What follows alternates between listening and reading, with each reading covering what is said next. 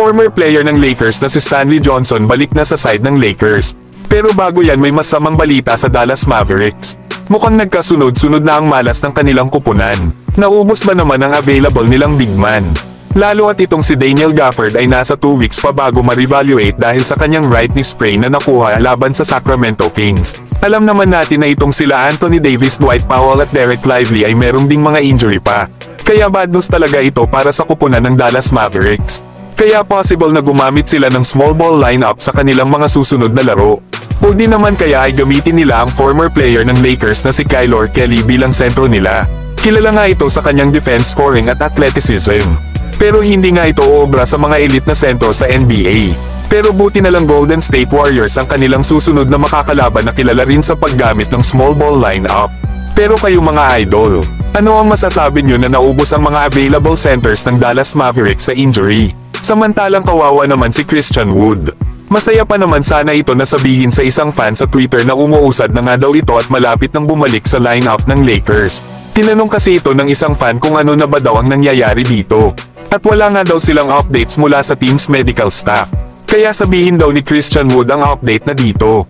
Kaya naman nang nasagot na ni Christian Wood ang tanong ng nasabing fan ay eksaktong 30 minutes ay ibinunyag naman ni Shams Charania na na-waive na ang kontrata ni Christian Wood ng Los Angeles Lakers. Kaya masakit din talaga ito sa nasabing big man lalo at sinubukan din naman ni Christian Wood na makabalik sa kanyang 100% condition. Pero syempre mga idol ay kailangan din naman ng Lakers na makasigurado na handa sila pagdating ng playoffs. Hindi nga sila maaaring sumugal sa kalagayan ni Christian Wood lalo at 2 beses itong sumailalim ng surgery para sa kaparehas na injury sa kanyang tuhod.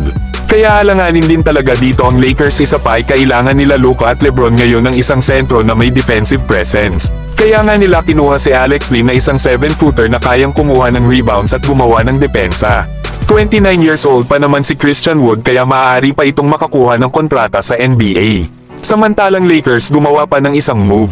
Dahil ang G-League affiliate ng Lakers na South Bay Lakers ay kinuha ang forward na si Stanley Johnson gamit ang isang trade sa pagitan ng Rip City Remix, ang G-League affiliate ng Portland Trail Blazers. At ang naging kapalit nga ay ipinadala naman ng South Bay Lakers ang guard na si Devonte Graham at ang forward na si Vincent Valerio Bowden at isang 2026 second round pick. Kaya madali na para sa Lakers na kunin sa kanilang kupunan ang former player nilang si Stanley Johnson. Marami nga ang makakaalala sa player na ito, na kung saan sa kanyang pananatili sa Lakers noong 2021-22 season, ay nakapaglaro lang ito sa Lakers ng 48 games.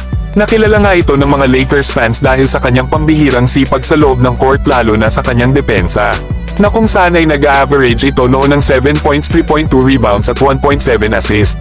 Kaso ay nakasama ito sa trade package kasama ni Talen Horton-Tucker kapalit ni Patrick Beverley papuntang Utah Jazz noong August 2022. Simula noon ay nagpalipat-lipat na ito sa NBA at G-League. At kalaunan ay pumunta na rin ito overseas para dito maglaro at nag-sign din ito sa Turkish EuroLeague. Sa ngayon ay may edad pa lang ito na 28 years old. Kaya possible pa itong tawagan ng kahit na sino mang kupunan para sa 10-day contract bago matapos ang regular season. Pero kayo mga idol, ano ang masasabi nyo dito kay Stanley Johnson na balik na ito sa poder ng Lakers pero sa G-League affiliate nga lang nila na South Bay Lakers? At maaari pa nga nila itong kunin sa kanilang roster next season kapag maganda ang kanyang ipinakitang performance.